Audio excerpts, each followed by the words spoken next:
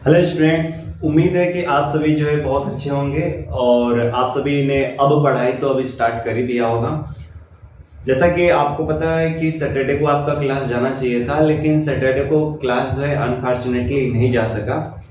तो उसी को ध्यान में रखते हुए उसी की भरपाई करने के लिए आज संडे के दिन मैं ये वीडियो अपलोड कर रहा हूँ, ताकि आप लोगों का एक भी दिन का कोई भी क्लास ना छूटे। ठीक है स्टूडेंट्स, पिछला जो भी वीडियो गया, पिछले वीडियो में हम लोगों ने जो भी सिलेबस है 12th क्लास का, जो सिलेबस है 12th क्लास के मैथ्स के सिलेबस को हमने अच्छी तरीके से डिस्कशन कर लिया था।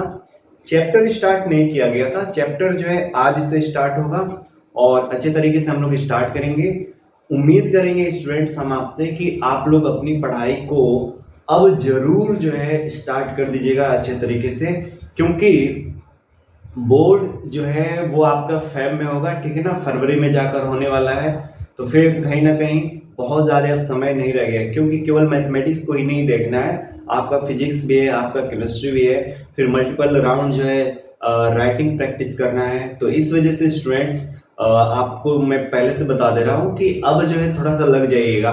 ये नहीं कि मई और जून का जो महीना होता है इसको बच्चे जो है रेस्ट क्लास के तौर पे, मतलब रेस्ट मंथ के तौर पे ले लेते हैं, तो ये गलत बात है, ठीक है ना। बोर्ड क्लास के स्टूडेंट्स को जबकि ऐसा नहीं सोचना चाहिए, ठीक है ना। और 11th क्लास के भी स्टूडेंट्स मैक्सिमम इस तरह से कर लेते हैं, लेकिन खैर 11th क्लास के बच्चों को छोड़िए, आप लोग 12th क्लास में, तो मैं अभी आपकी ही बात करूंगा कि आप लोग कृपया थोड़ा सा अपनी पढ़ाई को जरूर एक गति प्रदान करिए अच्छे तरीके से। अगर आप नहीं बहुत ज्यादा पढ़ पा रहे हैं तो कम से कम 3 से 4 घंटे मिनिमम, तो मैंने बोला है आप अपने ऑफलाइन क्लास के स्टूडेंट्स को मैंने ऑलरेडी बोल रखा है कि अगर आप 12वीं क्लास में तो कम से कम 5 घंटे की पढ़ाई करना स्टार्ट कर दीजिए। लगातार नहीं, लेकिन हाँ पर डे आपका 5 घंटा होना चाहिए। अगर 2 घंटा शाम में कर रहे हैं, 2 घंटा सुबह में कर लीजिए, और एक आध घंटा अगर मिलता है तो दोपहर वगैरह में कर लीजिए। वैसे भी आज के समय में जो है मतलब दिन में आप देख ही रहे हो ज्यादातर आलसपन आना, फिर नींद का आना, ये सब कंडीशन लगे रहते हैं। तो इस वजह से मैं कह रहा हूँ सुबह में पढ़ लीजिए 2 घंटे, शाम में 2 घंटे पढ़ लीजिए, और दिन में अगर मन करे तो 1 घंटा पढ़ लीजिए। बाकी समय जो बचे आप मौज मस्ती करिए, इधर उधर घूमना चाहते हैं इधर उधर जाइए, बर्थडे पार्टी ज्वाइन करना चाहते हैं, कहीं शादी विवाह में जाना चाहते हैं, वो सब चीजें आप ज्वाइन कर सकते हैं।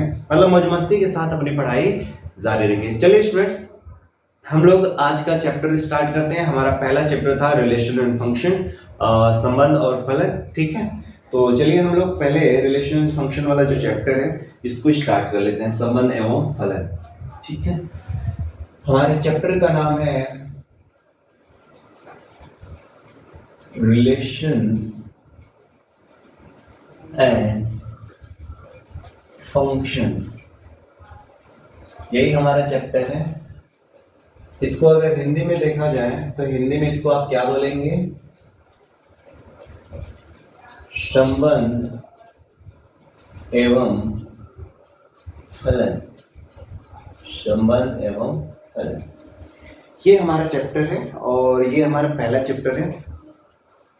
आराम से मैंने आपको पहले भी बताया था, जब मैं सिलेबस डिस्कशन कर रहा था तो मैं उस दौरान आप लोगों को बताया था स्टूडेंट्स कि इसका जो बेसिक कंसेप्ट है ना वो आपका 11वीं क्लास से कनेक्ट होता है ना। 11वीं क्लास में अगर आपने सही से पढ़ाई करी है तो वहां से ये चीजें आपकी कनेक्ट होती हैं, क्योंकि 12वीं क्लास में आपको ये नहीं बताया जाता है कि रिलेशंस क्या होते हैं, फंक्शंस क्या होते हैं। आपका सिलेबस 12वीं क्लास में स्टार्ट होता है types of relations and types of functions से, मतलब टाइप्स ऑफ रिलेशन से डायरेक्ट स्टार्ट किया गया है। रिलेशन क्या होता है इस पे बहस नहीं है, फंक्शन क्या है इस पे बहस नहीं है, टाइप्स ऑफ फंक्शन क्या है ये बहस है। समझ में आ रहे हैं? तो मेरा मानना है कि आप लोग 11वीं में थोड़ी बहुत पढ़ाई करे होंगे, लेकिन मेरे को आइडिया है जब मैं ऑफलाइन क्लासेस में बच्चों से मिलता हूं तो ऑफलाइन क्लासेस में जनरली बच्चे बताते हैं कि नहीं सर 11वीं क्लास की पढ़ाई नहीं हो पाई है। तो इसी वजह से स्टूडेंट्स मैं कोशिश करूंगा कि आपको पहले 11वीं क्लास से थोड़ा सा रिलेट करूं, तो कम से कम 5 से 10 मिनट या 15 मिनट के लिए आप थोड़े से रुक जाइए, ठीक है ना। ये चैप्टर स्टार्ट होगा, लेकिन उससे पहले आपका बेसिक कंसेप्ट क्लियर बहुत जरूरी है समझना, ठीक है ना। अगर आप बेसिक कंसेप्ट को अच्छी तरीके से समझ लेंगे तभी ये चैप्टर देखिएगा, आपको फ्लो में आ जाएगा, ठीक है ना। और कहीं आपको दिक्कत नहीं होगी। भले ही अगर आपने 11वीं क्लास नहीं सही से अगर पढ़ाई करी है तब भी जो है आपको यहाँ पे चीजें समझ में आ जाएंगी, ठीक है ना। तो बस 5 से 10 मिनट एक्स्ट्रा दीजिए मेरे को। 5 से 10 मिनट नहीं, 10 या 15 मिनट तो लगेगा ही लगेगा।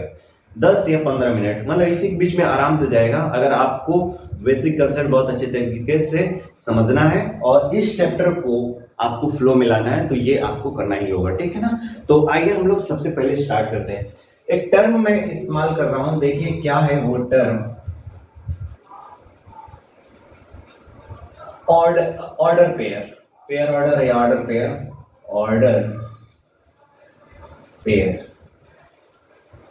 पेयर, ठीक है ना, जिसको आप बोलते हो ऑर्डर पेयर ही ना। हाँ, क्रमित युग्म ऑर्डर पेयर। अब देखिए जो ऑर्डर पेयर होता है, जो क्रमित युग्म होता है, ये क्या होता है, थोड़ा ध्यान से समझिएगा। मान लीजिए कोई सेट ए है और इस सेट में कुछ तत्व है 1 2 3, और मान लीजिए मैंने कोई दूसरा सेट लिया बी, ठीक है ना। सेट वगैरह की जानकारी तो होगी नहीं होगी तो आप 11th क्लास का वीडियो जाकर इसी चैनल पे जो है आप देख सकते हो, वहां पे मैंने ऑलरेडी बहुत अच्छी तरीके से समझा रखा है। तो मान लीजिए कि ए जो है जिसमें तत्व कौन कौन से हैं 1 2 3, और बी इसमें जो तत्व है उसको मैं मान लेता हूं 3 4। अब मैंने क्या किया कि ए का कोई एक तत्व लिया और बी का कोई एक तत्व लिया। तो ए का अगर मैंने कोई तत्व लिया, मान लेते मैंने क्या करा 2 को ले लिया, और बी का मैंने तत्व ले लिया 3। तो ये जो रूप आपको दिखाई दे रहा है, इस रूप को जो है बोला जाता है क्रमित युग्म, ऑर्डर पेयर। क्या बोला जाएगा, ऑर्डर पेयर, क्रमित युग्म। मैं सही बोल रहा हूं ना, ऑर्डर पेयर में पता नहीं क्यों कंफ्यूजन हो रहा है कि ऑर्डर पेयर ही टर्म है ना। हाँ, ऑर्डर पेयर ही है, कोई दिक्कत नहीं है, कंफ्यूजन नहीं है। क्रमित युग्म, ठीक है ना। अब ध्यान से समझिएगा, अगर मैं कोई और अगर इसमें से एलिमेंट लूं, जैसे मान लीजिए मैंने 3 ले लिया और यहां से मैंने ले लिया 4, तो ये भी आपका क्या कहलाएगा, ऑर्डर पेयर कहलाएगा, ठीक है ना, क्रमित युग्म कहलाएगा। बात समझ में आ रही है। वही अगर मैं बात करूं कि मैंने यहां से 1 ले लिया और यहां से मैंने 3 ले लिया, इसको भी हम लोग क्या बोलेंगे, एक ऑर्डर पेयर बोलेंगे, ठीक है। सिमिलरली अगर मैंने मान लीजिए एक बार 2 ले लिया और फिर एक बार जो है एक बार मान लीजिए मैंने 3 ले लिया और फिर यहां से मैंने 3 ले लिया, मतलब ये वाला जो 3 है मैंने यहां से लिया और ये वाला 3 जो है मैंने यहां से ले लिया, मतलब यहाँ ये वाला जो 3 है उसको मैंने यहां से लिया। तो ये भी आपका क्या है, ये भी आपका एक ऑर्डर पेयर है, ठीक है ना। अब आपके माइंड में एक क्वेश्चन आ सकता है, क्वेश्चन आपके माइंड में ये आ सकता है कि सर ऑर्डर पेयर बनाने के लिए जरूरी है कि 2 सेट हो, 2 अलग अलग सेट हो? तो जरूरी नहीं है, एक ही सेट भी हो सकता है। मतलब एक ही सेट के 2 तत्वों को लेकर, 2 एलिमेंट्स को लेकर हम लोग ऑर्डर पेयर बना सकते हैं, ठीक है ना। एक ही सेट के 2 एलिमेंट्स को लेकर हम लोग ऑर्डर पेयर बना सकते हैं। जैसे ध्यान से देखिएगा, अगर मान लीजिए कि मैंने P कोई सेट लिया, ठीक है, और P में मैंने रखा ABC, ठीक है, ABC। तो मैं क्या करता हूं ना कि इसी देखिए, जैसे मैं क्या करता हूं कि A का B, मतलब एक बार A ले लिया और एक बार B ले लिया, तो देखिए ये भी आपका एक ऑर्डर पेयर बनेगा, ये भी एक ऑर्डर पेयर है। आगे मैं बताऊंगा कि कैसे, क्यों जो है ऐसा हो सकता है, या इस तरह की चीजों को बोलते क्या मैं बताऊंगा, डोंट वरी। बट अभी तो माइंड में रखिए कि ऑर्डर पेयर क्या है, ठीक है। हम ऐसा कर सकते हैं, हम ऐसे भी कर सकते हैं कि ए को एक बार लिया फिर ए को एक बार ले लिया, तो ये भी आपका एक ऑर्डर पेयर है। ए को मैंने लिया फिर सी को ले लिया, ये भी आपका एक ऑर्डर पेयर है। बी को मैंने लिया फिर सी को मैंने ले लिया, ये भी आपका एक ऑर्डर पेयर है। तो जरूरी नहीं है कि जो ऑर्डर पेयर है यानी जो क्रमित युग्म है, ये क्रमित युग्म जरूरी नहीं कि 2 अलग अलग सेट्स को ही लेकर बनाया जा सकता है, नहीं, एक ही सेट के 2 तत्वों को लेकर बनाया जा सकता है। हाँ, ये बात बिल्कुल सही है कि एक ऑर्डर पेयर में 2 तत्व होंगे, ठीक है ना। एक ऑर्डर पेयर जो होगा उसमें 2 तत्व होंगे। एक होता है ऑर्डर ट्रिपलेट, ठीक है ना, ऑर्डर ट्रिपलेट में क्या होता है, कम से कम 3 होते हैं, ठीक है। जबकि इसमें आपको क्या होगा, ऑर्डर पेयर में क्या होगा, कम से कम 2 तत्व, कम से कम नहीं बोलेंगे, बस बोलेंगे कि 2 तत्व, ठीक है ना, ठीक है ना। तो ये बात उम्मीद है कि आपको जो समझ में आ गई होगी, कहीं आपको डाउट नहीं होगा। तो ऑर्डर पेयर क्या होता है ये सबको आइडिया लग गया होगा, ठीक है ना। नाउ आइए आगे। अब बात आती है क्रमित युग्म। अब देखिए, याद रखिए कि ऑर्डर पेयर को जो है हम लोग हिंदी में क्या बोलते हैं, क्रमित युग्म। मैं बार बार हिंदी टर्म का इस्तेमाल नहीं करूंगा, क्योंकि आप जब हायर मैथमेटिक्स में जाएंगे तो हायर मैथमेटिक्स में जाने पर आपको सब चीजें इंग्लिश टू इंग्लिश मिलेंगी। तो जो हिंदी भाषी विद्यार्थी हैं, यूपी बोर्ड के विद्यार्थी हैं, उनको मैं जरूर कहूंगा कि आप इंग्लिश टर्म पे जरूर फोकस करिए। हिंदी वाले टर्म को तो याद रखिए, जैसे ऑर्डर पेयर तो उसका हिंदी है क्रमित युग्म। तो आप हिंदी शब्द को तो इस्तेमाल करिए ही करिए, लेकिन आपका मैक्सिमम फोकस इंग्लिश वाले टर्म पे होना चाहिए, क्योंकि आपको हायर मैथमेटिक्स में सब चीजें इंग्लिश टू इंग्लिश ही मिलने वाली है, ठीक है ना। तो इंग्लिश से पैरालाइज नहीं होना है, इंग्लिश को देखकर जो बहुत ज्यादा घबराना नहीं है, कितने छोटे छोटे टर्म्स हैं, ठीक है ना। अब देखिए,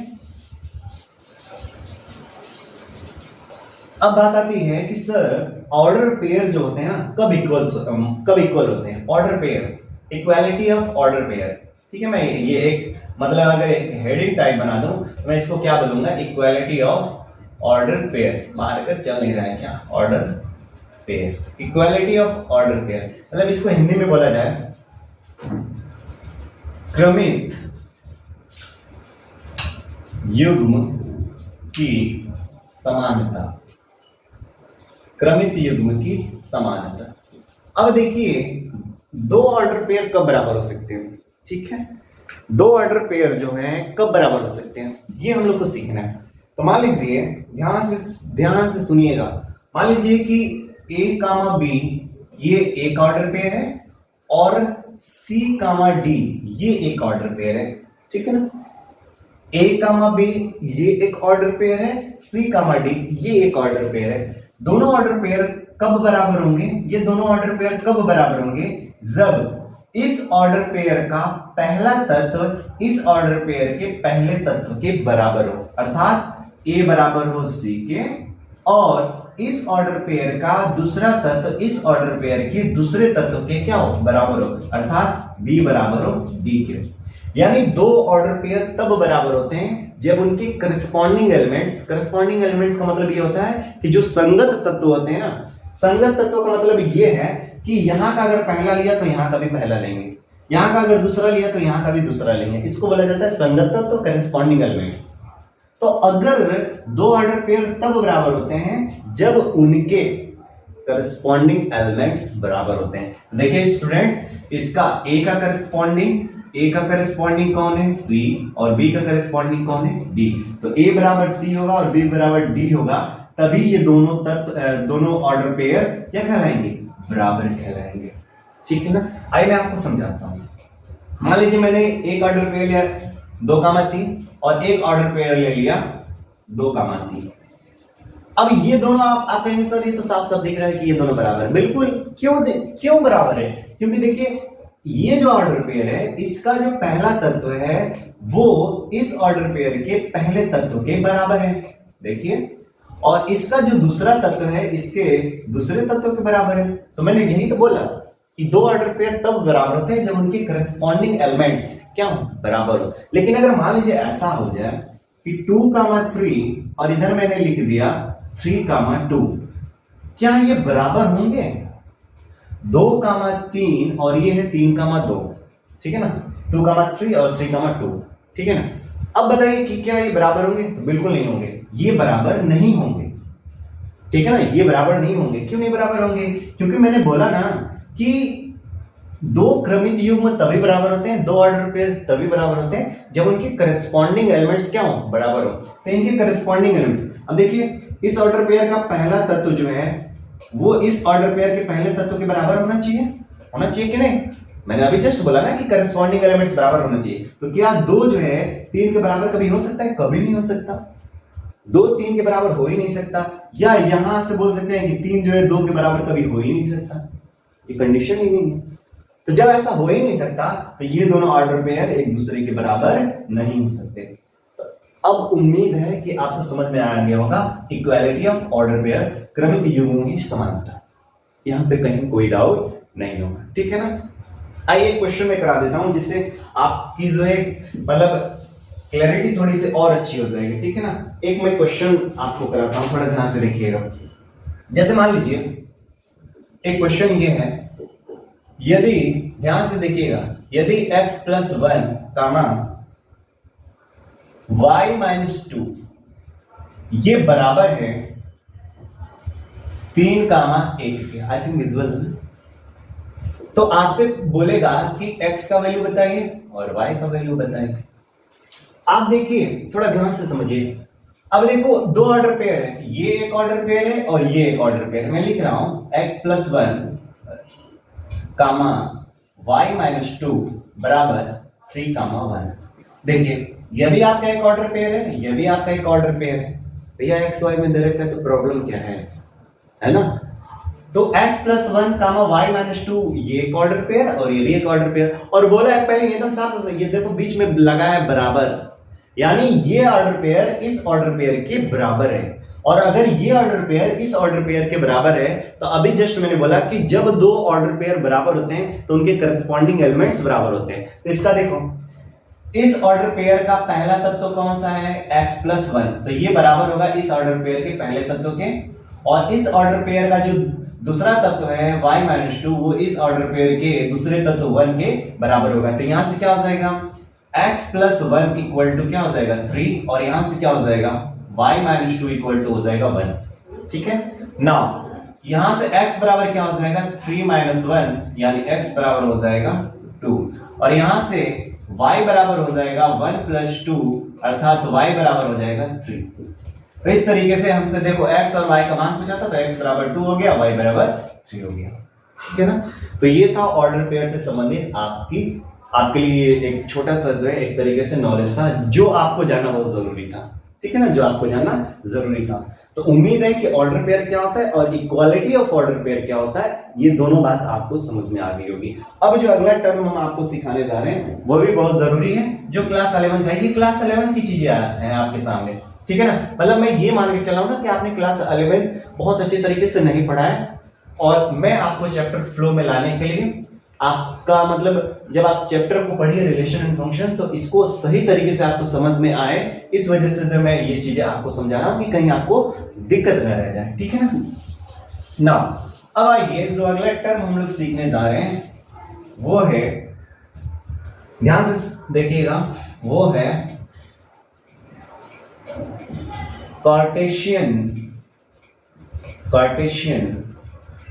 प्रोडक्ट ऑफ टू सेट्स, या कार्टेशियन प्रोडक्ट, हाँ Cartesian product of two sets ही ले रहे हैं। ठीक है, मतलब दो समुच्चयों का कार्तीय गुणनफल। अच्छा मैं एक चीज बता दूं, जो विद्यार्थी इस वीडियो को देख रहा है, अगर मान लीजिए कि किसी विद्यार्थी ने 11वीं क्लास में बहुत अच्छे से पढ़ाई करी है, तो उसको ये सब चीजें क्लियर होंगी। ऑर्डर पेयर क्या होते हैं, इक्वालिटी ऑफ ऑर्डर पेयर क्या होता है, कार्टेशियन प्रोडक्ट ऑफ सेट्स क्या होते हैं, ये सब जानकारी जो है उस बच्चे को होगी जिसने अपनी पढ़ाई 11वीं में ठीक से करी होगी। तो उस बच्चे को मैं कहूंगा कि अगर आप चाहें तो इस वीडियो को जो है मतलब आप जितना टाइम मैं लेकर ये समझा रहा हूं ना, उतने टाइम को तो आप चाहें तो भगा कर जो है आप आगे की चीजों को देखिएगा। ठीक है ना, ताकि आप अपना समय ना नुकसान करें, क्योंकि इसमें जो भी 10-15 मिनट जाएगा, ठीक है ना, 10-15 मिनट जाएगा वो आपका सेफ होगा। ठीक है ना, तो जो चीजें जिस चीज के लिए आपने पहले मेहनत करी है उसको दोबारा टाइम वेस्ट करने की क्या जरूरत है। ठीक है, लेकिन अगर आपको लगता है कि नहीं सर जो समझा रहे हैं उसमें थोड़ा सा और अच्छा लग रहा है, मजा आ रहा है, तो आप देख भी सकते हैं। अगर आप चाहते हैं कि नहीं और अच्छी तरीके से समझ में आ जाए चीजें, तो आप देख भी सकते हैं, ये आपके ऊपर डिपेंड करता है। ठीक है ना, आइए तो Cartesian product of two sets. Now Cartesian product क्या होता है, थोड़ा ध्यान से देखिएगा। मान लीजिए कि ये ए कोई सेट है जिसमें ए बी सी 3 तत्व हैं, और मान लीजिए कि बी कोई सेट है और इसमें 2 ही तत्व हैं। कौन? 2, 3। अब देखिए ए और बी का कार्टेशियन प्रोडक्ट का क्या मतलब होता है, इसको लिखेंगे कैसे? हम लोग लिखते हैं इस तरीके से, ए क्रॉस बी बराबर, ध्यान से देखिएगा, ए और बी का जो कार्टेशियन प्रोडक्ट होगा उसको इस तरह से लिखेंगे ए क्रॉस बी और फिर इसको मजले ब्रैकेट में, और फिर देखिए यहाँ का पहला तत्व उठाएंगे और ये पहला तत्व इन सब बी के सभी तत्वों के साथ दोस्ती करेगा। ध्यान से सुनिए, यहाँ का पहला तत्व उठाएंगे और ये जो है बी के सभी तत्वों के साथ बारी बारी से क्या करेगा, दोस्ती करेगा। तो ए जो है 2 के साथ जब जाएगा तो ए कामा 2 लिखेंगे, देखो एक ऑर्डर पेयर बना। फिर उसी तरह से कामा, फिर ए का दोस्ती 3 से भी हो जाएगा, ये हो गया। मतलब अब ए उठा था और बी के सभी तत्वों के साथ अपनी दोस्ती कर लिया, पहला चीज। अब उसी तरह से बी उठेगा और जाएगा सबके साथ दोस्ती करेगा, ये देखो बी कामा 2 और फिर क्या हो जाएगा बी कामा 3।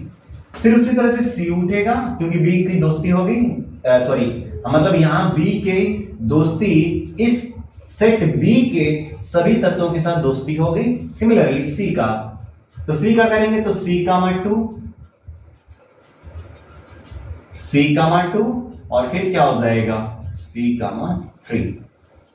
तो ये है, तो इसे बोला जाएगा ए व बी का कार्टेशियन प्रोडक्ट। ए व बी का कार्टेशियन प्रोडक्ट का मतलब बस यही समझ लीजिए कि ए के जितने तत्व होंगे वो बी के सभी तत्वों के साथ बारी बारी से जाकर मित्रता करेंगे, दोस्ती करेंगे, ठीक है ना। और ये ए का ए से भी हो सकता है, बी का बी से भी हो सकता है, वो अलग बात है कि मैंने ए का बी से करा दिया, ठीक है ना। अगर मान लीजिए मैं ऐसा कुछ करा देता हूं कि ए बराबर मैंने लिख दिया 5 6, ठीक है ना, और मैं चाह रहा हूं ना कि मेरे को चाहिए ए क्रॉस ए, मतलब ए का ए के साथ एक कार्टेशियन प्रोडक्ट चाहिए, तो कर लीजिए भैया। देखो ए बराबर सॉरी ए क्रॉस ए क्या हो जाएगा, तो मैं इसको लिख रहा हूं पहले आपको दिखाने के लिए। देखो ये 5,6 क्रॉस फिर क्या हो जाएगा 5,6।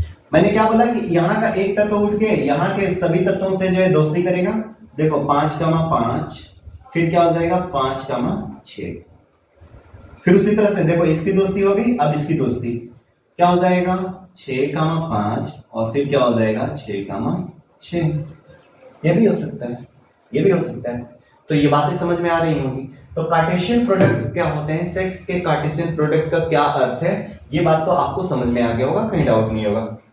हाँ देखिए ए में तत्वों की संख्या कितनी है 3, तो इसको लिखा कैसे जाएगा, नंबर ऑफ एलिमेंट्स इन ए बराबर 3। देखो इसको क्या बोला जाएगा, नंबर ऑफ एलिमेंट्स इन ए, मतलब ए में तत्वों की संख्या कितनी है 3। और यहाँ पे देखिए इसको क्या लिखेंगे n of B, number of elements in B कितनी है, तो आप कहेंगे सर 2 है। तो इस तरीके से आप देखेंगे कि number of elements in A cross B कितना हो जाएगा, number of elements in A cross B जो होगा वो क्या हो जाता है, वो ये हो जाता है 3 into 2।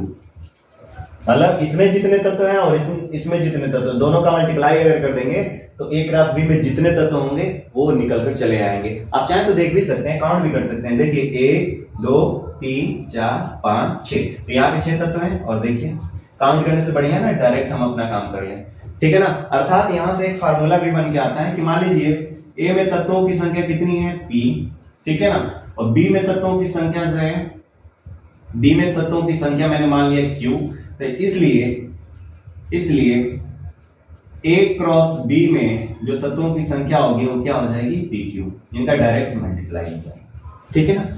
तो कार्टेशियन प्रोडक्ट क्या होता है, ये बातें समझ में आ गया। ऑर्डर पेयर क्या होता है, इक्वालिटी ऑफ ऑर्डर पेयर क्या होता है, बस इतनी चीजें बतानी थी। अब हम लोग चाहेंगे तो रिलेशन क्या होता है इसको चीजें समझ सकते हैं, इसको अच्छी तरीके से समझ। अभी हम लोग 12th क्लास में एंटर नहीं करें, अभी हम लोग को रिलेशन समझना है, ठीक है ना। जब रिलेशन आप समझ लेंगे तब आपको सब चीजें जो है अच्छी तरीके से समझ में आ जाएंगी, ठीक है ना। ठीक है जी, तो कार्टेशियन प्रोडक्ट समझ में आ गया। अब आइए हम लोग इस टर्म को समझते हैं, रिलेशंस। रिलेशंस क्या होते हैं, संबंध क्या होते हैं। तो अगर दैनिक जीवन में देखा जाए, हम लोग अपने लाइफ में देखें तो डिफरेंट तरह के रिलेशंस को आप देखते हैं, ठीक है ना। जैसे भाई बहन का रिलेशन, वह भी एक रिलेशन ही है, ठीक है ना। भाई बहन का जो संबंध होता है वह भी एक रिलेशन ही है, ठीक है ना। फिर माँ का और बेटे का जो रिलेशन है वो भी एक रिलेशन ही है, ठीक है। फिर आपका जो है जैसे गुरु शिष्य का जो संबंध है वह भी आपका एक रिलेशन ही है। पति पत्नी का जो रिलेशन है वह भी एक रिलेशन ही है। तो दैनिक जीवन में इस तरह के रिलेशंस को तो हम देखते ही हैं, मैथमेटिक्स में क्या रिलेशन है, ये थोड़ी चीजें समझने वाली हैं। मैथमेटिक्स में भी रिलेशन होते हैं। आपने दैनिक जीवन में मतलब अपने लाइफ में डिफरेंट तरह के रिलेशंस को देखा ही है ना? नहीं देखा है? मेरे मामा, मेरे मौसी, मेरे फलाना डिमका जो भी हो, ठीक है ना? तो आपके इस तरह के रिलेशंस आपने खूब देखे हैं, है ना? लेकिन जो मैथमेटिकल रिलेशन है, मैथमेटिकल रिलेशन क्या होता है, थोड़ा आइए उसको हम लोग समझते हैं। मैथमेटिकल रिलेशन में चलिए मैं आपको कुछ चीजें बताता हूं। जैसे मान लीजिए कि 10 जो है 15 से छोटा होता है, ठीक है? नंबर्स का रिलेशन में दिखा रहा हूं, अभी जस्ट नंबर्स का रिलेशन में दिखा रहा हूं। जैसे 10 छोटा होता है 15 से, तो 10 व 15 के बीच में किस तरह का रिलेशन है? 10 व 15 के बीच में किस तरह का रिलेशन है? 10 और 15 के बीच में ये रिलेशन है कि 10 छोटा होता है 15 से, है कि नहीं? 10 व 15 के बीच में ये रिलेशन है कि 10 छोटा होता है 15 से। क्लियर है? वही अगर मैं बात करूं कि ये एक लाइन है जिसका नाम L1 है, और L1 बोलो या L बोल दो, और ये एक लाइन है जिसका नाम M है। यह भी एक लाइन है, यह भी एक लाइन है। इन दोनों लाइन में किस तरह का संबंध है? इन दोनों लाइन में यह संबंध है कि ये दोनों लाइन एक दूसरे के पैरेलल है कि नहीं? ये दोनों लाइन एक दूसरे की क्या है? पैरेलल है, समांतर है। तो यह भी एक तरह का संबंध है कि L और M एक दूसरे से कैसे संबंधित हैं? तो ये दोनों एक दूसरे के समांतर हैं। इस वजह से आप इनको बोलेंगे कि ये एक संबंध है, मतलब समांतर होना, ये एक रिलेशन है। समझ में आ रही होगी। उसी तरीके से अगर मान लीजिए कि ये एक लाइन है और ये एक लाइन है, इस लाइन को मैंने नाम दे दिया P और इस लाइन को मैंने नाम दे दिया Q। अब देखिए P और Q में किस तरह का संबंध है? P और Q में किस तरह का संबंध है? तो आप कहेंगे sir line P line Q पर परपेंडिकुलर है, लंबवत है, लंब है। तो इन दोनों लाइन के बीच में किस तरह का संबंध है? परपेंडिकुलर का, लंबवत होने का संबंध है। बात समझ में आ रही है ना? तो ये भी एक संबंध है, ये भी एक संबंध है, ये भी एक संबंध है। वही आप ऐसे भी बोल सकते हैं कि मान लीजिए ये एक सेट है और ये भी एक सेट है, और ये सेट इस सेट का क्या है? सबसेट है। ठीक है ना? आपने सीखा ये सेट सबसेट क्या होते हैं, ठीक है? तो ये एक समुच्चय है, ये भी एक समुच्चय है। ये समुच्चय इस समुच्चय का क्या है? उप समुच्चय है। तो ये उप समुच्चय क्या है? यह भी एक संबंध है। ए व बी के बीच में किस तरह का संबंध है? तो आप कहेंगे कि सर ए जो है बी का उप समुच्चय है। ठीक है ना? तो उम्मीद है आपको समझ। तो ये मैथमेटिकल रिलेशंस है, बट आइए रिलेशन को और अच्छे तरीके से हमको समझना है। ठीक है ना? रिलेशन को और अच्छे तरीके से समझना है। किसी सेट का किसी दूसरे सेट के साथ किस तरह के रिलेशन हो सकते हैं, रिलेशन होता क्या है एक्चुअल में। अभी तो आप ये मतलब नॉर्मल तौर पे देख रहे हैं रिलेशन को, आप अभी अभी नॉर्मल तौर पे देख रहे हैं। आपने अपने लाइफ में भी देखा रिलेशन क्या होता है, यहाँ पर भी आपने देखा कि रिलेशन क्या होता है। ठीक है ना? तो आइए थोड़ा सा और अच्छे तरीके से हम लोग समझते हैं कि रिलेशन क्या होते हैं। ठीक है ना? जिसकी जरूरत है हमको, जिसकी जरूरत है हमको, ठीक है ना? और इस चैप्टर की मांग है उसको समझने के लिए, इस चैप्टर की मांग है। ठीक है ना? अब यहां से देखिए, ठीक है? अच्छा देखो, बोरियस तो नहीं हो रहा है ना? मैं कोशिश कर रहा हूं कि थोड़ी से आराम से चलूं। ठीक है ना? मतलब ये शुरुआती स्टेज है, तो शुरुआती स्टेज में मैं बिल्कुल कोशिश नहीं कर रहा हूं कि आपके यहाँ पे थोड़ा सा भी प्रेशर पड़े, क्योंकि आने वाले जो चैप्टर्स हैं वो कहीं ना कहीं प्रेशर बनाते ही हैं। और मैं रियली बता दूं, जनरली मैंने देखा है अधिकतर टीचर्स लोगों को, जबकि हमारे कुछ स्टूडेंट्स भी बताते हैं, ऑफलाइन क्लासेस के स्टूडेंट्स बताते हैं कि सर हमारे सर ने पहला चैप्टर न स्टार्ट करके सर डायरेक्ट स्टार्ट किए हैं सार्डिक से या मैट्रिसेस से या सार्डिक से, मतलब डिटर्मिनेंट से, अवयव से या सार्डिक से, यहाँ से स्टार्ट किए। पीछे के ये जो शुरुआती चैप्टर है इनको सर स्टार्ट ही लोग नहीं करते। मैं आपको बता दूं कि रिलेशन एंड फंक्शन एक ऐसा चैप्टर है जिसको बहुत टीचर्स पढ़ाने में उनको बहुत दिक्कत होती है। ठीक है ना? लेकिन मैं बिल्कुल कोशिश करूंगा, अब मैं यहाँ पे अपने आप को बहुत बेटर बनाने की कोशिश नहीं कर रहा हूँ, लेकिन मैं बता रहा हूँ कि ऐसा नहीं होना चाहिए। एक रिदम तरीके से, अब रैंडमली आप क्लास स्टार्ट कर दे रहे हो, बस ये मेरे को ऑकवर्ड लगता है। जैसे मान लीजिए चैप्टर है, जो भी चैप्टर्स हैं उन चैप्टर्स को आप रैंडमली स्टार्ट कर रहे हो। हाँ, चैप्टर अगर आप पढ़ा रहे हैं, चैप्टर में अगर टॉपिक अप डाउन इधर उधर करते हैं तो कुछ समझ में आता है। अब ये क्या कि आप जो है 12वीं क्लास पढ़ाएं और स्टार्ट करें 5वें चैप्टर से, कभी चले जाएं आप 14वें चैप्टर पे। अभी इस बार मेरी 10वीं क्लास की एक स्टूडेंट थी, उन्होंने बोला कि सर इस बार मेरा, जैसे अभी अप्रैल में उनका एक टेस्ट हुआ, तो वो हमको बता रही थी कि सर मेरे क्लास टेस्ट होने वाले हैं, और क्लास टेस्ट में जो है 10वीं क्लास में कह रही है कि सर पहला चैप्टर, 8वां चैप्टर और 9वां चैप्टर आ रहा है। गजब का लॉजिक है, आप ही बता दो। मतलब पहला चैप्टर पढ़ाया टीचर ने और फिर डायरेक्ट जंप मार गया 8वां चैप्टर और 9वां चैप्टर। क्या तरीका है, ठीक है ना?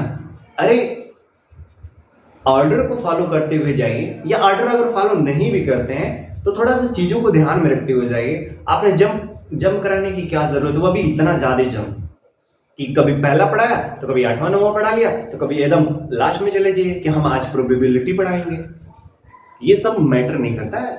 मैं मानता हूं कि टीचर समझा भी सकते हैं, ऐसा नहीं है, टीचर ऐसा कर भी सकते हैं, लेकिन कहीं ना मैंने देखा है स्टूडेंट को असहज होते हुए, मैंने देखा है। इस वजह से मैं कह रहा हूं कि आपके साथ तो कोई इस तरह की दिक्कत नहीं आने दूंगा मैं। आपका पहला चैप्टर रिलेशन एंड फंक्शन है, तो रिलेशन एंड फंक्शन जिसे आमतौर पे विद्यार्थी बहुत कठिन मानते हैं, ठीक है ना, बहुत कठिन मानते हैं इस चैप्टर को, और कहीं ना कहीं इस चैप्टर में मैंने उन विद्यार्थियों को देखे असुविधा फील करते हुए, ठीक है ना। तो आपको घबराने की जरूरत नहीं है, आप इसी चैप्टर को और अच्छे तरीके से समझेंगे। हाँ, बस मैंने जो आपसे समय लिया, भले ही मैंने बोला 10-15 मिनट, अगर 10-15 मिनट नहीं तो आज के वीडियो भर पूरा का पूरा वीडियो ही चला जाए, चलेगा, लेकिन कंसेप्ट आपको समझ में आना चाहिए। मैटर ये नहीं करता है कि आप 1 घंटे की वीडियो में या 40 मिनट की वीडियो में कितने टॉपिक्स कवर कर रहे हैं। मैटर ये करता है कि आप जो चीजें कवर कर रहे हैं वो सॉलिड रूप में कवर कर रहे हैं कि नहीं। अब ये नहीं कि अगर आपने 1 घंटे की पढ़ाई करी और 1 घंटे में, देखिए आवर्स जो होते हैं ना, घंटे जो होते हैं वो मैटर नहीं करते आपकी पढ़ाई के लिए। जो घंटे होते हैं आपकी पढ़ाई के लिए मैटर नहीं करते हैं, और अगर आपको लगता है कि ज्यादा घंटे मतलब मैटर करते हैं तो आप 14-15 घंटे भी बैठे, कोई मतलब नहीं है।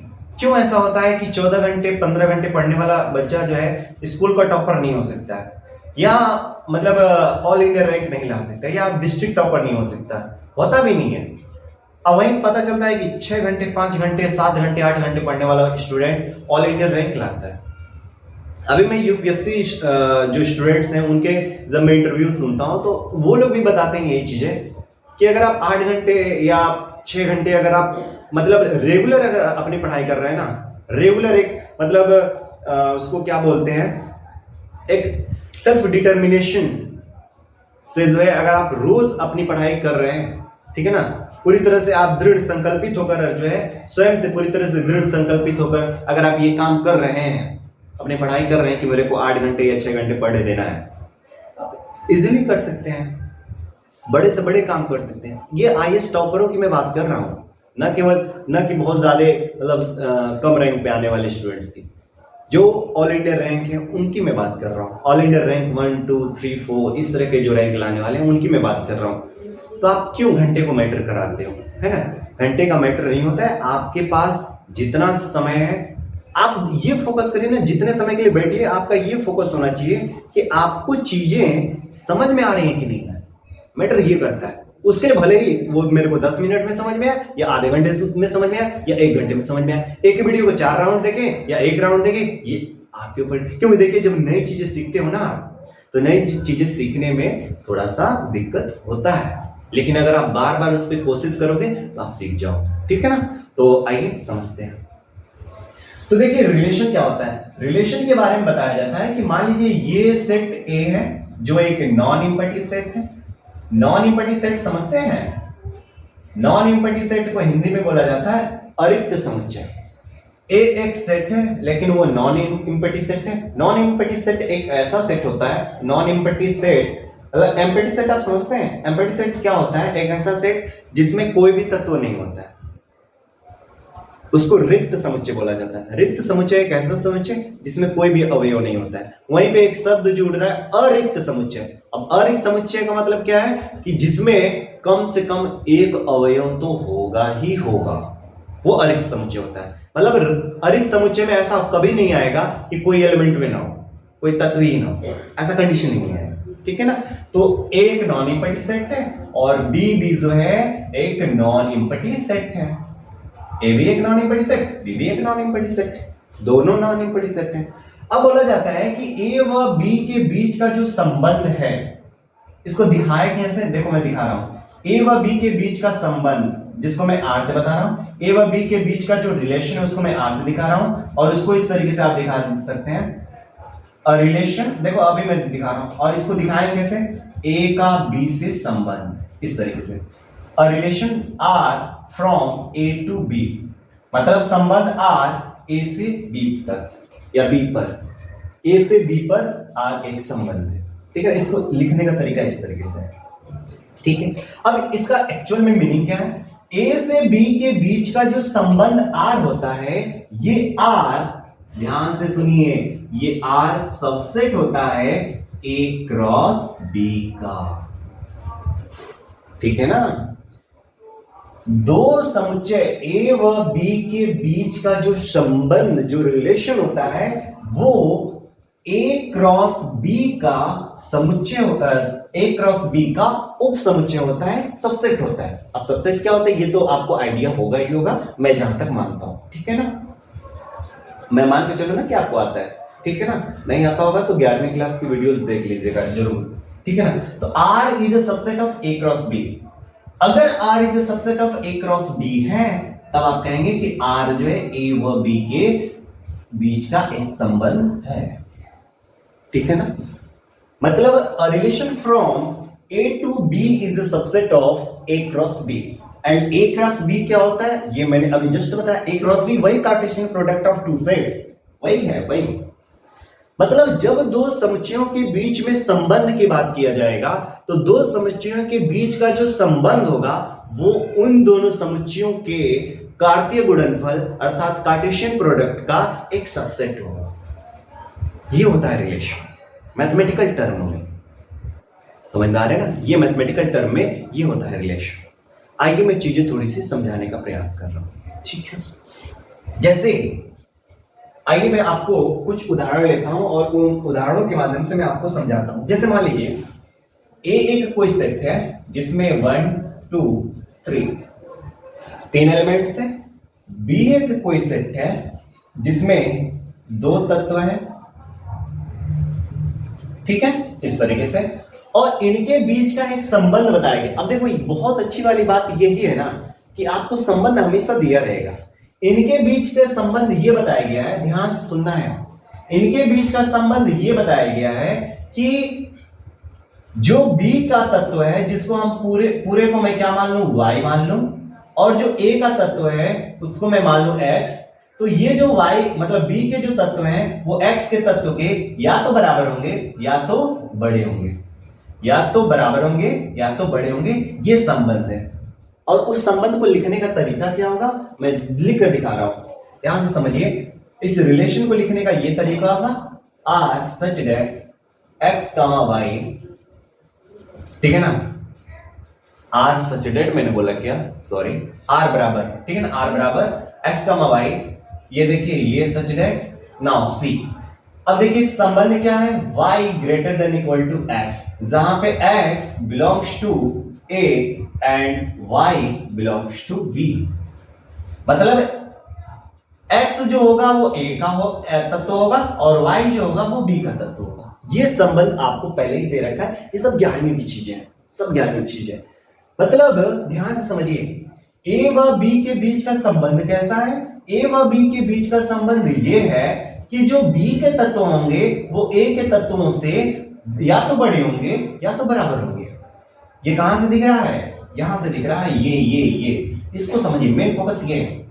ये क्या होता है, तो भैया ऑर्डर पेयर होता है। मतलब जब भी हम संबंध दिखाएंगे तो एक तत्व का दूसरे तत्व से जो संबंध होगा उसको ऑर्डर पेयर के ही रूप में लिखेंगे। अभी जस्ट मैं लिखकर दिखा रहा हूं, ठीक है ना, अभी जस्ट लिखकर दिखाऊंगा। लेकिन मेन फोकस आप यहां पे करिए कि A व B के बीच का किस तरह का संबंध आप दिख रहा है। तो यही दिख रहा है कि जो B के तत्व हैं वो A के तत्व से या तो बड़े होंगे या तो बराबर होंगे। और अभी जस्ट मैंने बताया कि मैथमेटिक्स में, गणित में आप क्या देखेंगे, कुछ इसी तरह की चीजों को हम लोग संबंध बोलते हैं। अभी जस्ट मैंने बताया ना कि 10 जो है छोटा है 15 से, यह भी एक रिलेशन है कि नहीं।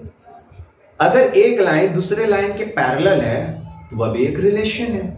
एक लाइन दूसरे लाइन के जो है परपेंडिकुलर है, वह भी एक रिलेशन है। अगर ए सबसेट है बी का, वह भी एक रिलेशन है। समझ में आ रहा है ना? तो उम्मीद है आपको ये बातें समझ में आ रही होंगी। अब इसको हम लोग रोस्टर फॉर्म में लिखते हैं। इसको आप बोल सकते हैं, इस रिलेशन को आप बोल सकते हैं कि ये रिलेशन सेट बिल्डर फॉर्म में दिया गया है। सेट बिल्डर फॉर्म क्या है? 11वीं मैंने आपको समझाया था, समुच्चय निर्माण विधि। देखिए रिलेशन को जो है, जैसे सेट को दो तरीके से दिखा सकते हैं, रोस्टर फॉर्म में भी दिखा सकते हैं और आपका सेट बिल्डर फॉर्म में भी दिखा सकते हैं। मतलब रोस्टर विधि में भी दिखा सकते हैं, समुच्चय निर्माण विधि में दिखा सकते हैं। सिमिलरली आप रिलेशन को भी जो है दिखा सकते हैं दो विधि में, रोस्टर और सेट बिल्डर फॉर्म। तो ये रोस्टर, मान लीजिए कि ये आपका जो सेट बिल्डर फॉर्म है, आपको रोस्टर फॉर्म में लिखना है, तो ये आर क्या हो जाएगा? देखिए ये आर क्या होगा, थोड़ा ध्यान समझिएगा। इसमें क्या बोला गया है कि जो बी के तत्व होंगे ना, वो ए के तत्व से क्या होंगे? बड़े होंगे। ध्यान से समझिए, बड़े होंगे या बराबर होंगे। तो आप देखो, एक से बड़ा दो होता है कि नहीं? मतलब ये देखो, बी का तत्व 2 है और ए का तत्व 1 है, ठीक है ना? तो बी का तत्व ए के तत्व से बड़ा है कि नहीं? तो एक का 2 के साथ पेयर बनेगा कि नहीं? बिल्कुल बनेगा। इस संबंध को ध्यान में रखते हुए मैं बात कर रहा हूं। x क्या है? ए का तत्व है। 2 क्या है? s मतलब y क्या है? b का तत्व है। तो उसी तरह से 1 क्या है?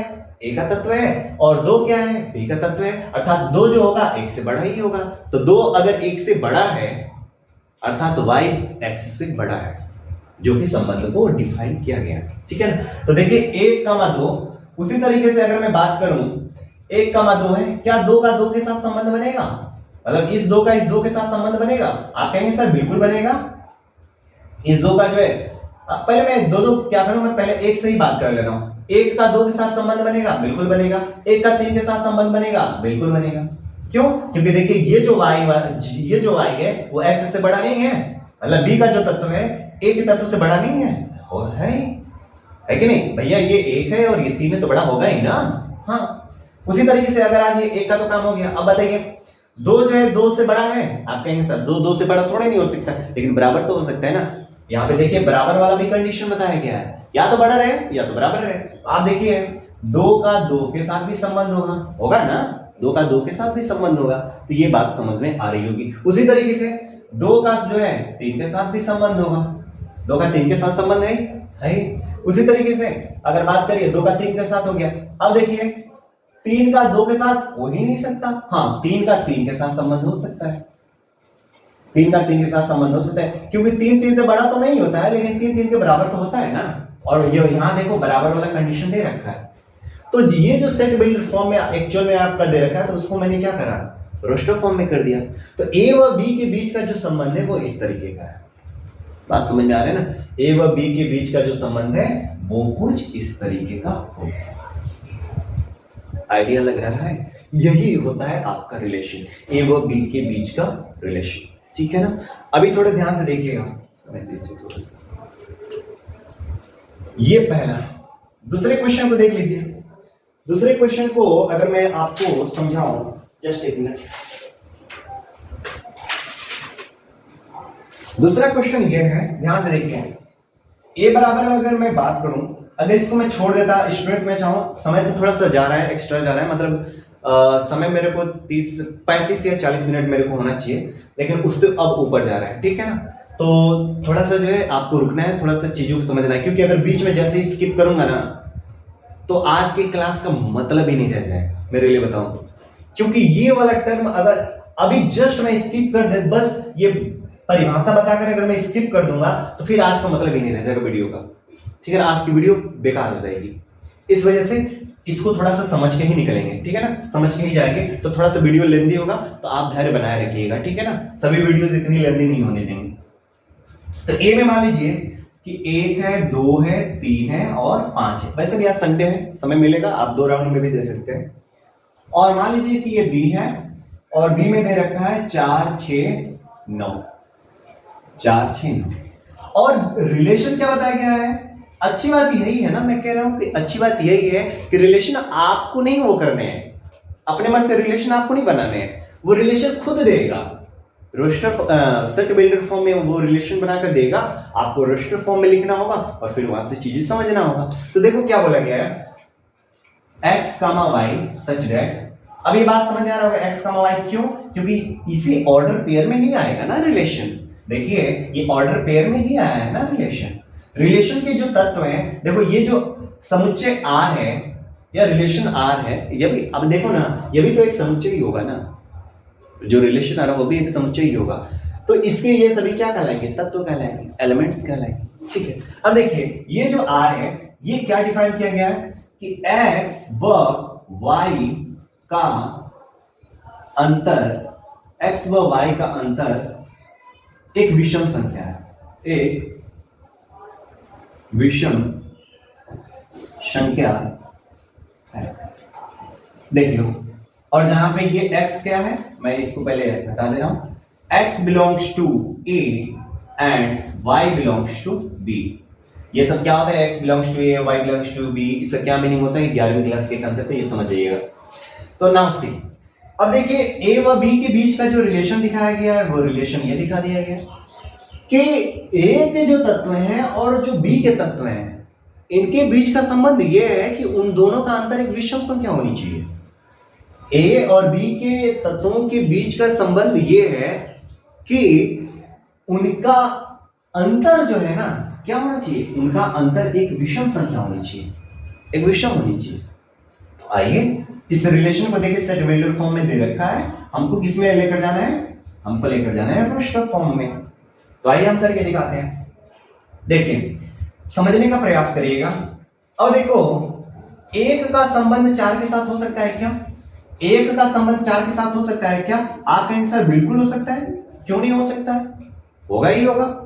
क्यों होगा?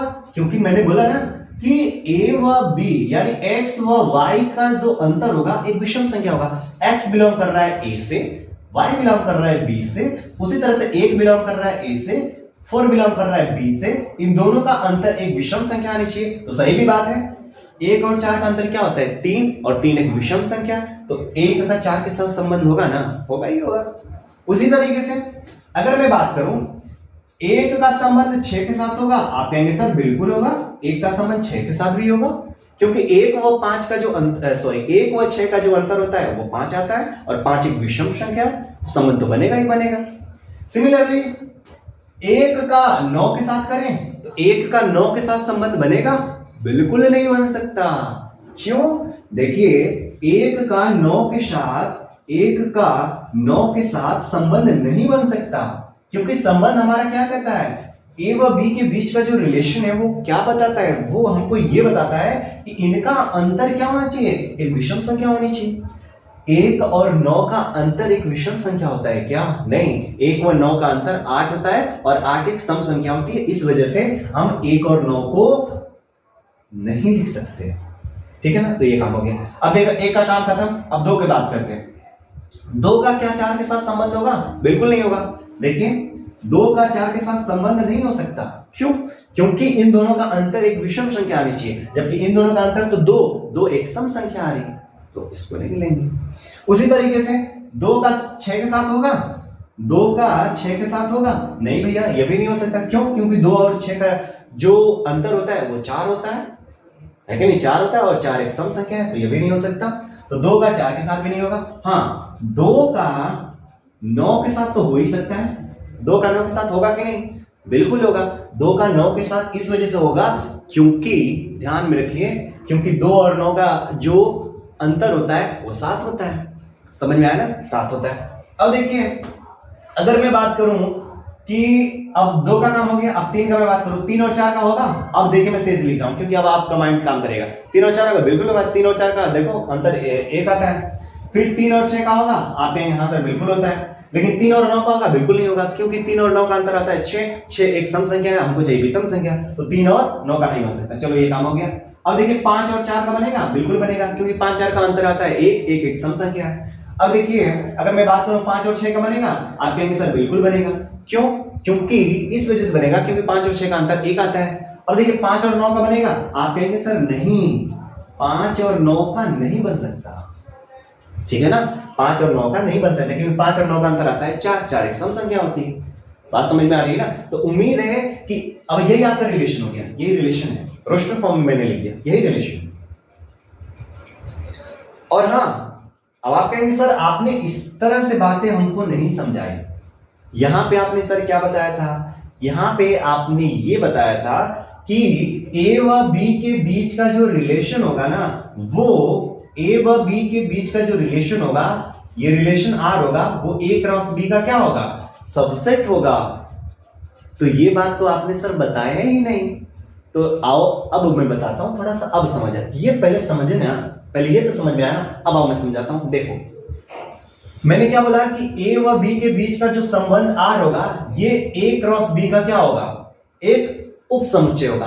अब आपका काम है, ध्यान से सुन लो, आपका काम है, एक काम करिएगा। क्या काम करिएगा, ए क्रॉस बी निकालिएगा और ए क्रॉस बी जो आएगा आप देखिएगा कि क्या ए क्रॉस बी का आर एक सबसेट है कि नहीं। ये आपका काम है होमवर्क के तौर पे। जनरली मैं होमवर्क नहीं देता, लेकिन आपको मैं दे रहा हूं जानबूझ के, क्योंकि आप 12वीं में है, थोड़ा सा काम करना सीख लीजिए।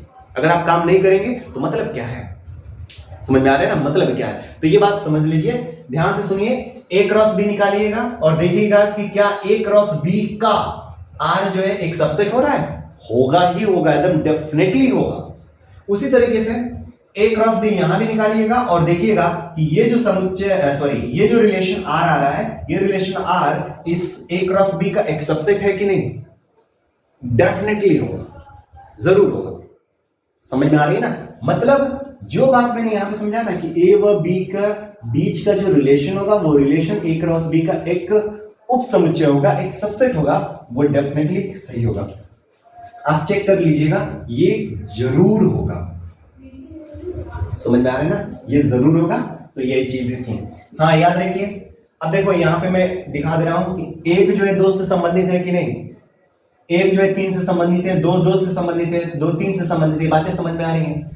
उसी तरीके से यहां समझ, एक 4 से संबंधित है, एक 6 से संबंधित है, दो 9 से संबंधित है, 3 4 से संबंधित है, 3 6 से संबंधित है, 5 4 से संबंधित है। इसको लिखने का तरीका क्या होगा, ध्यान से समझिए। जैसे मान लीजिए मैं मैं ले रहा हूं इसी को, ठीक है ना।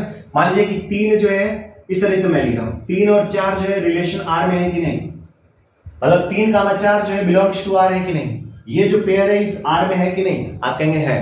तो इसको लिखने का तरीका क्या है, इसको इस तरीके से भी लिख सकते हैं कि 3 जो है 4 से संबंधित है, 3 4 से संबंधित है, तो इसको इस तरीके से लिखेंगे 3 रिलेटेड टू 4, ऐसे। मतलब 3 का 4 अगर आर में है, ऑर्डर पेयर 3 का 4 अगर संबंध आर में है, तो उसको इस तरीके से भी लिख सकते हैं और पढ़ेंगे कैसे, 3 रिलेटेड टू 4, मतलब 3 जो है 4 से संबंधित है। उसी तरीके से अगर मान लीजिए 3 का 6 बिलोंग्स टू आर है, तो आप इसको क्या लिखेंगे, 3 रिलेटेड टू 6, मतलब 3 रिलेटेड टू 6, आप ऐसे कर सकते हैं। उसी तरीके से यहां पर भी 5 का 4 अगर बिलोंग्स टू आर है, तो आप लिख सकते हैं 5 रिलेटेड टू 4, ये भी कर सकते हैं।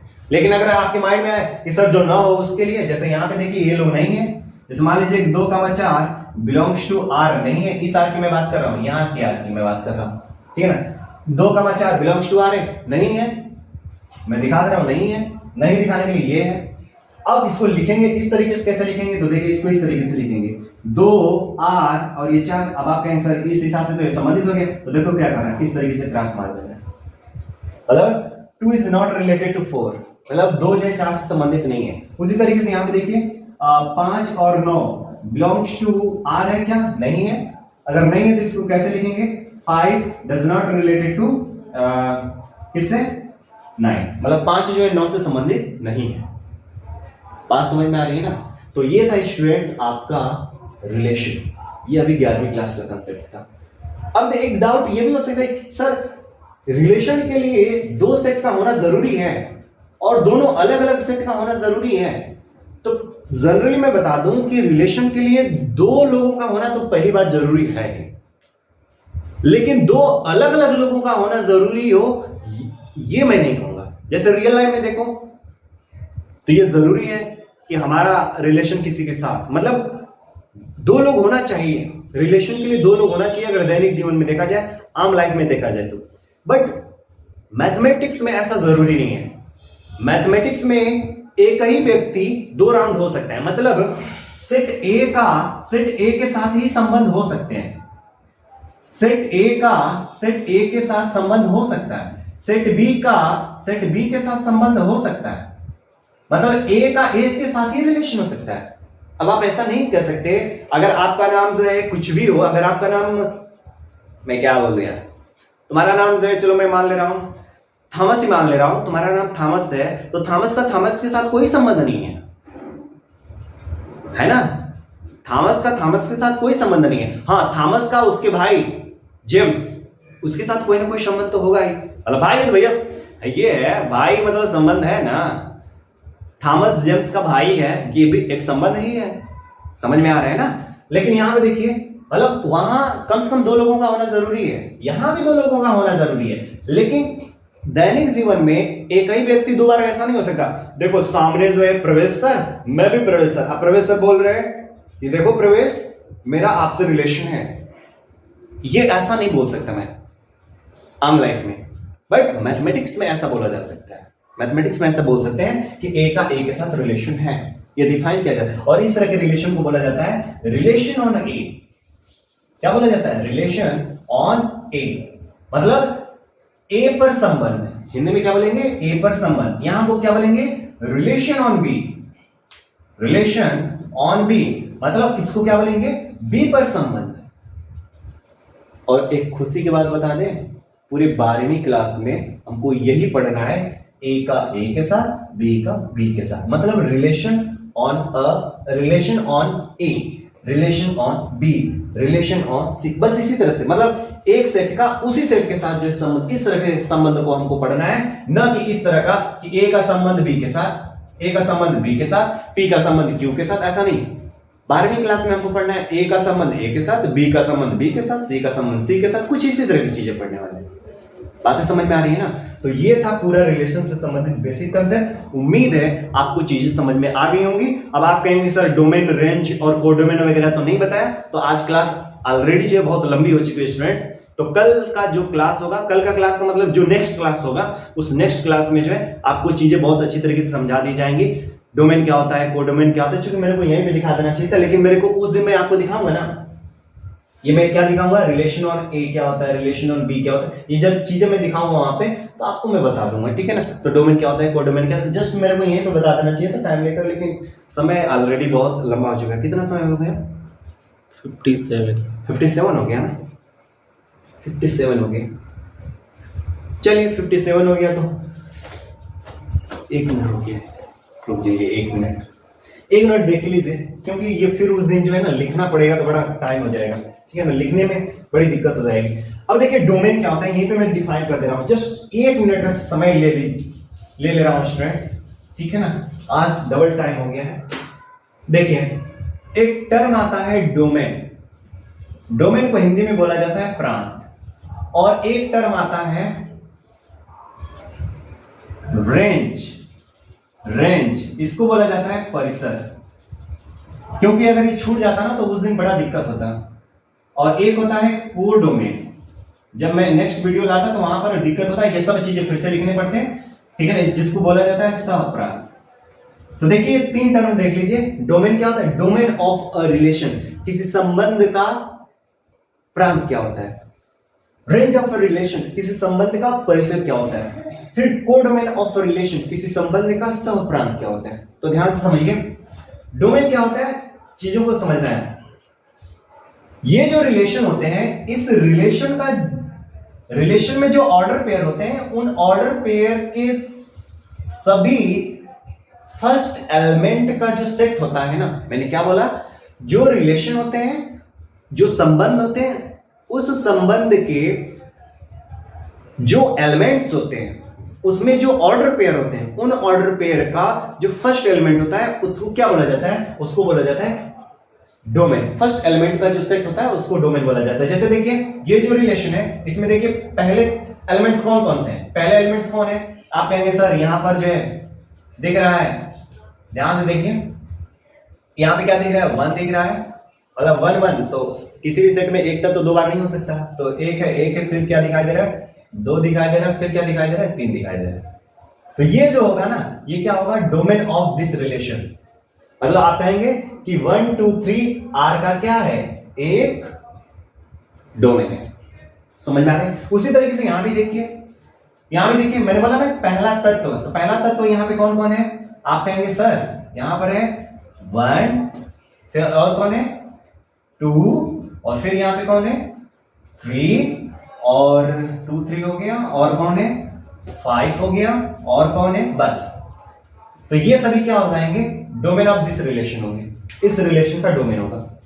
समझ में आ रहा है ना, मतलब रिलेशन के जो ऑर्डर पेयर्स होते हैं, जो एलिमेंट्स होते हैं, उनके पहले जो एलिमेंट्स होते हैं, फिर से सुनिए, रिलेशन में जो ऑर्डर पेयर होते हैं, उन ऑर्डर पेयर का जो पहला तत्व होता है ना, उन पहले तत्वों का जो समुच्चय होता है उसे ही बोला जाता है डोमेन।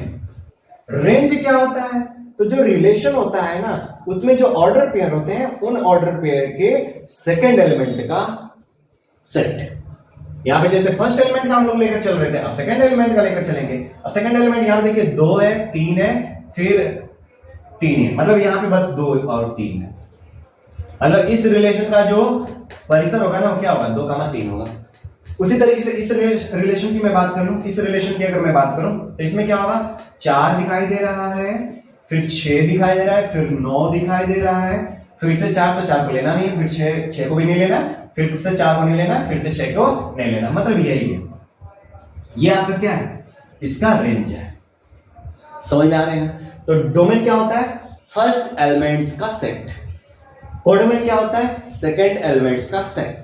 और कोडोमेन क्या होता है, तो पूरा का पूरा सेट बी, मतलब ये पूरा का पूरा सेट बी क्या होता है, ये कोडोमेन होता है। अर्थात आप कहेंगे सर 2, 3 और 2, 3 क्या है, यही तो आपका सेट बी है। उसी तरह से यहाँ पे ये पूरा का पूरा सेट बी क्या होगा, ये कोडोमेन होगा। तो डोमेन क्या होता है, कोडोमेन क्या होता है, रेंज क्या होता है। उम्मीद है आपको समझ में आ गया होगा। याद रखिएगा, इसको आप खुद देख सकते हैं कि रेंज और हमेशा जो है सबसेट होता है किसका, कोडोमेन का। कोडोमेन मतलब रेंज जो होता है ना, कोडोमेन का हमेशा सबसेट होता है। देख लीजिए, ये जो रेंज है, ये जो रेंज है, इसका क्या है, सबसेट है कि नहीं। ये जो रेंज है, इसका सबसेट है कि नहीं, क्योंकि ये जो रेंज निकाला गया था, यहां से निकाला गया था ना, इस रिलेशन से निकाला गया था। तो ये जो रेंज है, इसका बताइए कोडोमेन है कि नहीं है। अब देखिए, ये जो रेंज निकाला गया है, वो इस रिलेशन से निकाला गया है। तो आप बताइए, ये जो कोडोमेन है, सॉरी, ये जो क्या मैं बोल रहा हूं, ये जो रेंज है, ये रेंज इस कोडोमेन का जो है सबसेट है कि नहीं है। ये रेंज इस कोडोमेन का सबसेट है कि नहीं है। उसी तरीके से हो गया, बस हो गया। तो रेंज हमेशा जो होता है क्या होता है, कोडोमेन का सबसेट होता है। रेंज हमेशा कोडोमेन का सबसेट होता है। और आप कहेंगे सर ये बराबर वाला साइन लगा है, तो ये कब होता है, तो रेंज जो होता है कोडोमेन के या तो सबसेट होगा या सबसेट और इक्वल टू इसको बोल सकते हो। तो देखो इक्वल टू नहीं था, देखो ये 2, 3 था, तो यहां भी देखिए 2, 3 है, तो बराबर वाला भी तो कंडीशन आ सकता है। तो इस तरीके से स्टूडेंट्स पूरा का पूरा मैंने ये चीज समझा दिया कि रिलेशन से बेसिक कंसेप्ट तो मैंने समझा दिया। अब हम लोग ये काम जरूर कर सकते हैं कि अगले चैप्टर में, मतलब अगला जो वीडियो आएगा उसमें 12th क्लास की चीजों को स्टार्ट कर सकता हूं। मैंने बोला था 10 या 15 मिनट, लेकिन 10-15 मिनट की बजाय मैंने पूरा 1 घंटे का क्लास ले लिया। तो बस कहीं ना कहीं आपको चीजें क्लियर करने के ही उद्देश्य से मैंने ये काम कर लिया। ठीक है ना स्टूडेंट्स, अच्छा लगा कि आप लोग जो है शांति से चीजों को ध्यान में देखते रहे, ठीक है ना, ध्यान से देखते रहे। और उम्मीद है कि आप लोगों को चीजें क्लियर हो गई होंगी, कहीं भी जो है आपको कहीं कोई डाउट नहीं होगा। अगर कोई डाउट होता है स्टूडेंट्स तो कमेंट करके जरूर बताइएगा। ओके, आज के लिए बस इतना ही, फिर मिलेंगे अगले वीडियो में। Bye bye.